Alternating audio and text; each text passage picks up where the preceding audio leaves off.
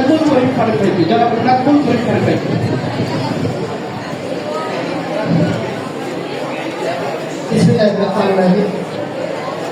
লাল সবুজ উন্নয়ন সংঘ কর্তৃক আয়োজিত আজকের এই মাদক মহিলা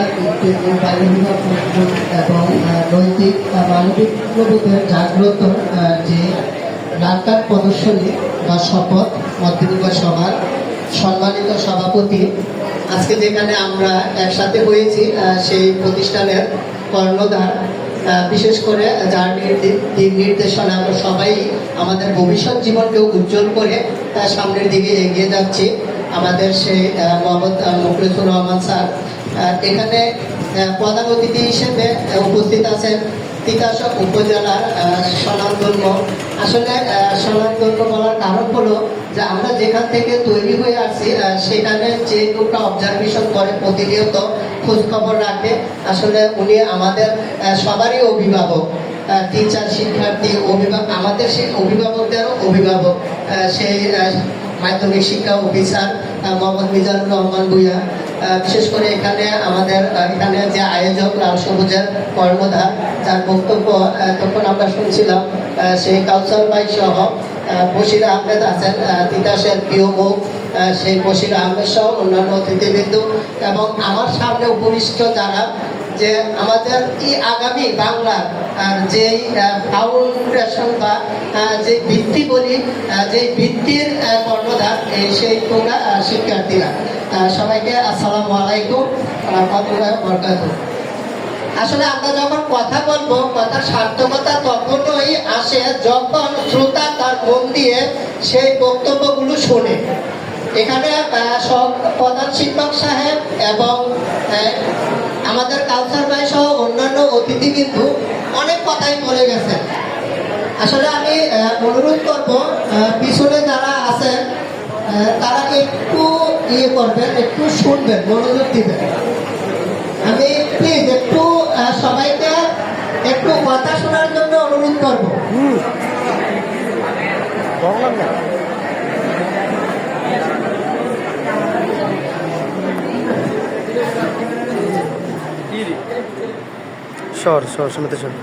সবার কাছে আমি কৃতজ্ঞ, যেহেতু আপনারা সাইলেন্ট হয়েছেন। আমি কৃতজ্ঞ। তিনটা পয়েন্টে কথা বলবো। প্রথম পয়েন্টটা হলো, আমার সামনে যারা দাঁড়িয়ে আছেন, এখানে অনেক শিক্ষার্থী আছেন যাদের ফ্যামিলিতে 1 বছর 2 বছর অন্তর 2জন ভাই বোন আছেন। বড় বোন যে জামাটা পরে বা পছন্দ করে, ছোট বোন সেই জামাটাকে ভাগ বসানোর জন্য আপ্রাণ চেষ্টা করে, বায়না ধরে। বড় ভাই যে জামাটা পরে সুন্দর লাগে, সেটা তার ছোট ভাই সেটা নেওয়ার জন্য বা সেটাকে অনুকরণ করার জন্য বা ভাগ বসানোর জন্য কিন্তু বায়না ধরে। আমরা কিন্তু জানি যে আমাদের জীবনে, আমরা সামনে যারা বসে আছি, আমাদের ব্যক্তি জীবনে একটা প্রাপ্তি আছে, যে প্রাপ্তিটা কাউকে ভাগ দেওয়া যায় না। যদি সেই প্রাপ্তিটা শুনতে চান যে সেই প্রাপ্তিটা কি এবং সেই প্রাপ্তিটা আপনাকে কতটা সামনের দিকে এগিয়ে নিয়ে যাবে, তাহলে আমাদের যারা অতিথি তাদের কথা শুনতে হবে। আজকে আমি এখানে কথা বলতেছি, ভবিষ্যতে আপনারাও এখানে কথা বলবেন। আমাকে যখন অনুকরণ করবেন তখন আপনারা এই কথাগুলো বলতে পারবেন। আমিও একসময় বক্তব্য দিতে গিয়ে আমার এই ব্যাচ কেঁপেছিল, আমার টিচার আমাকে ধরে রেখেছিল যাতে আমার শরীর না কাঁপে। আজকে আমি কথা বলতে পারতেছি। তাহলে আপনাদেরকে শিখতে হলে আমাদেরকে অনুকরণ করতে হবে, আমাদের কথাগুলো নিতে হবে। আমরা কি নিয়ে আপনাদের কাছে আসছি, কেন আসছি? আজকে কাউসার আহমেদ স্যার বলছেন, আপনারা কি জানেন যে আসলে স্বেচ্ছাশ্রমে কাজ করা মানে মনের মোট তাড়ানোর মতো।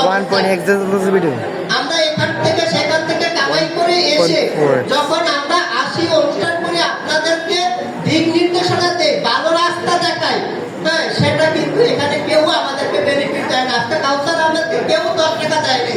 আজকে নাজমুল করিম ফারুক পরীক্ষা থেকে এখানে এসেছে, আবার চলে যাবে, এই ভাড়াটা কেউ দিবে না।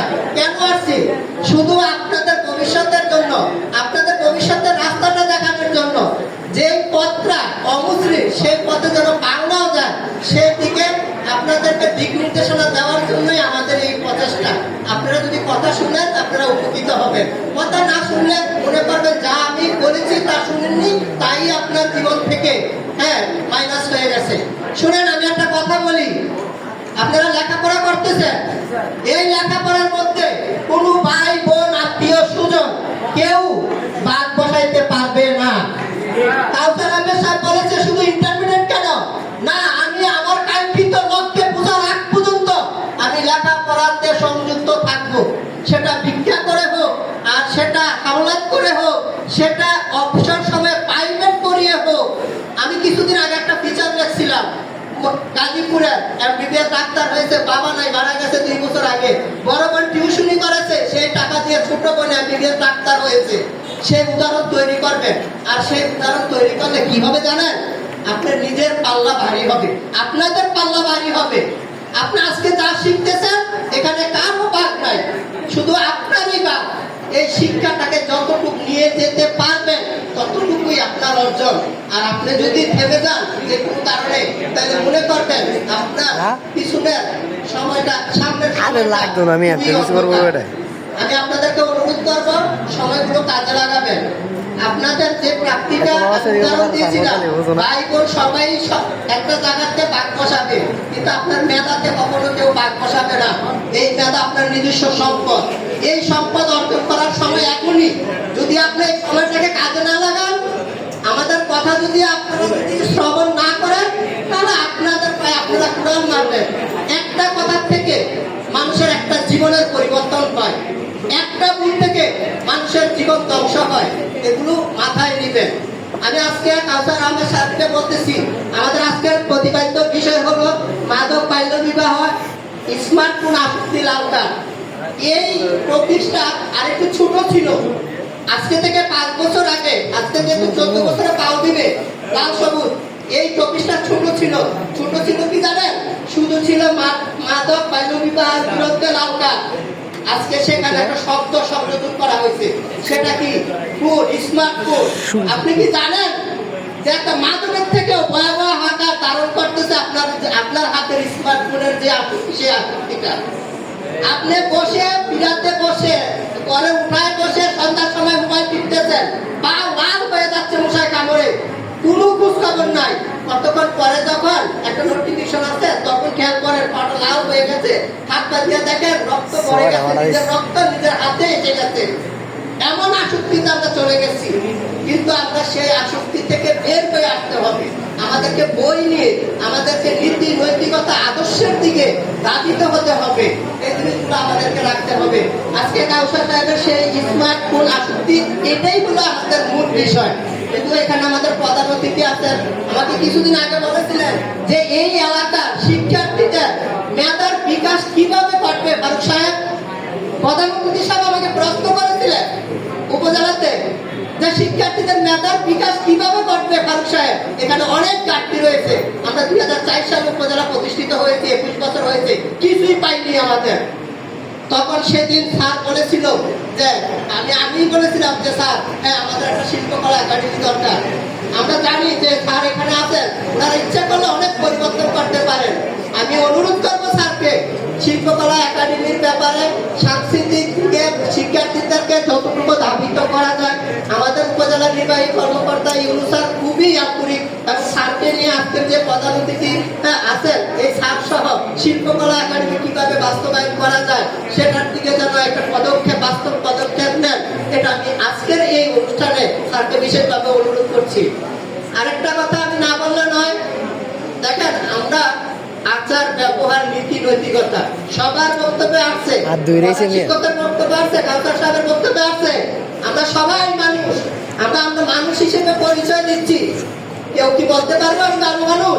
আমি আমার নিজেকে প্রশ্ন করলে আমি সারাদিনের অনেক ভুল ত্রুটি খুঁজে পাই। আমি প্রতিদিন রাত্রে 1 ঘন্টা নীরবতা পালন করে হিসাব করে আজকে সারাদিন তার সাথে কি আচার ব্যবহার করেছি। যদি কোথাও কোনো জায়গাতে ফলস মনে হবে, তাকে তাৎক্ষণিক শুনতে বলি ভাই সরি। আমার মনে হয় এই কথাটা এইভাবে না বললে, এইভাবে বললে ভালো হতো। উনি স্তব্ধ হয়ে যায়। এই আত্ম উপলব্ধিটা আমাদের মধ্যে তৈরি করতে হবে, ভালো মানুষ হইতে হবে। আমরা কি করতেছি তাই অ্যানালাইসিস করতে হবে। আমি কাকে কি করতেছি, কিভাবে চলতেছি, আমাকে কে অনুকরণ করতেছে, এগুলো আমাদেরকে আয়ত্ত করতে হবে। তাইলে আমরা ভালো মানুষ হব। আমরা মানুষ সবাই, কিন্তু পৃথিবীতে পৃথিবীতে ভালো মানুষের অভাব প্রচুর। এখন ক্রমশ পৃথিবী যতই কে আমাদের দিকে ধাবিত হচ্ছে, আমরা মনে হয় আমাদের নীতি নৈতিকতা আদর্শ থেকে মনে হয় বিচ্যুতি হয়ে যাচ্ছি। কেন?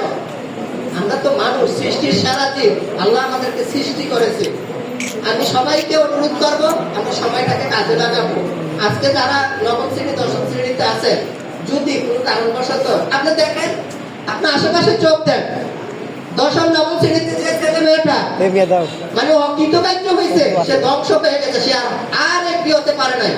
বাস্তব উদাহরণ দেখেন, আমি চ্যালেঞ্জ করবো, কেউ আর দশম শ্রেণী নবম শ্রেণীর এই সময়টাকে যে ট্যাগেল দিয়ে যেতে পারবে, তাকে আটকানোর মতন কোন শক্তি আমার মনে হয় যে আর আসবে না। কারণ তারা মাধ্যমিক স্কুলটা ক্রস করার পরে যখন একটা ধাপে চলে যায়, তখন তাদের চিন্তা শক্তি মেধাটা আরো প্রসারিত হয়, তখন তাদেরকে আর কেউ আটকাইতে পারে না।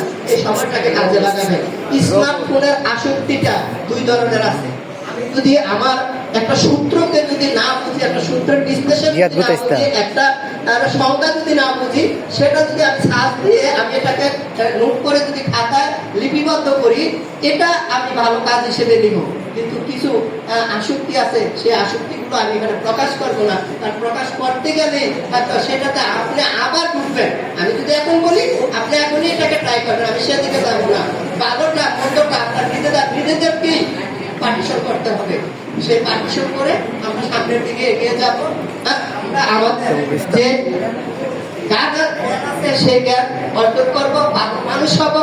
আমি বিশেষ করে আমাদের কাউসার সাহেবকে আন্তরিকভাবে অভিনন্দন জানাচ্ছি।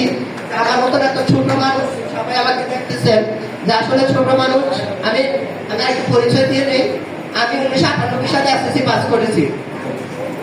1998 সাল থেকে আমার লেখালেখির হাত। আমি প্রথমত আপনাদের স্যারের মতন গল্প কবিতা লিখতাম। 2004 সালে আমি মানব জমিনে প্রথম সাংবাদিকতা অন্তর্ভুক্ত হই। বর্তমানে আমি তিতাসে দৈনিক ইত্তেফাক, যে পত্রিকা বাংলাদেশের ইতিহাসে সর্বোচ্চ বয়স, সেই ইত্তেফাক পত্রিকার প্রতিনিধিত্ব করতেছি আমি তিতাস থেকে।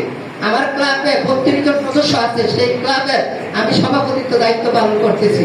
আমি একটা ছোট্ট ছেলে, দেখতেছেন রাস্তাঘাটে হাঁটি, ক্যামেরা ধরে ছবি করি, নিউজ করি, কিন্তু এই তথ্যটা আপনাদের জানা ছিল না। এরকম তথ্য এরকম ছোট হলো, আপনাদের মধ্যে সেই উদাহরণগুলি তৈরি করতে হবে। আচ্ছা, কাউসার সাহেব কেন আমাকে সেদিন বেনু যখন সেট করেন তখন আমাকে ফোন দিয়েছেন, আজকে সকাল থেকে ফোন দিচ্ছেন, বশির ভাই ফোন দিচ্ছেন, কেন দিচ্ছেন? আমরা হয়তো আপনাদেরকে ভালো দিকে ধাবিত করার জন্য সর্বোচ্চ চেষ্টা করি, সেই কারণে হয়তো আমাদেরকে এখানে ডেকে আনা হয়েছে এবং আপনাদের সামনে কিছু কথা বলতে পেরেছি বলে লাল সবুজকে আমি ধন্যবাদ জানাই।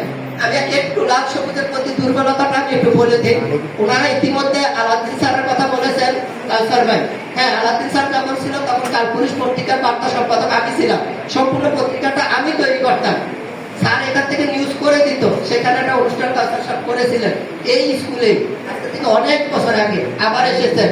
লাল সবুজকে আমি অনুরোধ করবো, শুধু এই 10-12 বছর পর না, কাউসার সাহেব আজকে 32-33-এ পাও দিয়েছেন, হয়তো আমি 43-44-এ আছি। কাউসার সাহেব আরো 10 বছর পরে আবার এই মাতাকার দিতে আসবেন। আমাদের এই নেক্সট জেনারেশন যাওয়ার পরে যে জেনারেশনটা আসবে, আবার একইভাবে তাদেরকে সৎ পথে আদর্শে ভালো মানুষ হিসেবে তৈরি করার যে প্রক্রিয়াটা আপনার হাতে নিয়েছেন, সেটা আপনি চলমান রাখবেন। আমি শুধু এই বাতাকান্দি সরকার সাহেব আলী আবুল হোসেন মেমোরিয়াল উচ্চ বিদ্যালয় নয়, আমি চাই যে জুনাবালি উচ্চ বিদ্যালয় থেকে শুরু করে লালপুর নজরুল ইসলাম উচ্চ বিদ্যালয়, কাটালিয়া উচ্চ বিদ্যালয়, নিম্ন মাধ্যমিক উচ্চ বিদ্যালয় থেকে শুরু করে নারায়ণদিয়া কলিমা উচ্চ বিদ্যালয় পর্যন্ত যেন প্রত্যেকটা জায়গাতে লাল সবুজের এই প্রোগ্রাম যেন থাকে। এবং আমি আমাকে যেভাবে বলবে আমি সেভাবে তাদেরকে সময় হোক, বুদ্ধি হোক, আর্থিক হোক, সব দিক দিয়ে আমি তাদেরকে সহযোগিতা করতে চেষ্টা করবো ইনশাআল্লাহ। লাল সবুজ পতাকা যখন আসে, আমার পতাকাটা, বাংলার পতাকাটা চোখের সামনে বেশি আসে। আমি স্কুলে ঢুকতে গিয়েও পতাকাটা আমার চোখে পড়েছে। সারাটা দিনই লাল সবুজ। আমরা লাল সবুজের জন্য যে লাল সবুজের কালার, আমার জাতীয় পতাকা, এবং সেই জাতীয় পতাকাকে সম্মান রেখে তাদের যে সংগঠন করে এগিয়ে যাচ্ছে, সেই সম্মানটা যেন আজীবন এবং নেক্সট লাল সবুজের যারা প্রতিনিধিত্ব করবে তারা যেন সেই সম্মানটা ধরে রাখে। আমি সেই প্রত্যাশা আশা ব্যক্ত করে এবং আপনার সামনেরা যারা সামনে আছেন আপনাদেরকে এবং এখানে যারা আছে সবাইকে বিশেষভাবে অভিনন্দন এবং ধন্যবাদ জানিয়ে আসলে অনেক সময় নিয়ে নিয়েছি, আন্তরিকভাবে দুঃখিত। আমি আমার বক্তব্য শেষ করছি। আল্লাহ হাফেজ। অনেক অনেক ধন্যবাদ। লম্বা সময় নিয়ে